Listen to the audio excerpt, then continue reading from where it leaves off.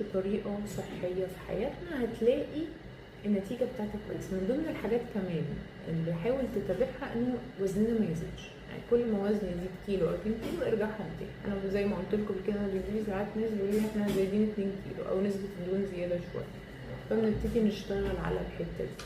تابع نفسك، تابع الميزان والمقاسات. انا طبعا بقول لكم الوزن مش اهم حاجه، بس تابع انت وزنت قد ايه مثلا كل اسبوعين 3، المقاسات بتاعتك عامله ازاي كل اسبوعين 3، مهم جدا. لو عايز متابعه ابعتلي، ابعتلك باكج فيها كل التفاصيل. لو انت عارف تمشي لوحدك وحافظ على نفسك وحافظ على صحتك وحافظ على قوتك العقليه وذاكرتك وصحتك ونشاطك، من الحاجات المهمه جدا. اتعرض للشمس، حاول تعيش حياه صحيه على قد ما تقدر، خلي في جوده للاكل، قلل السكريات. كل الحاجات دي بتعمل توتر وبتزود هرمونات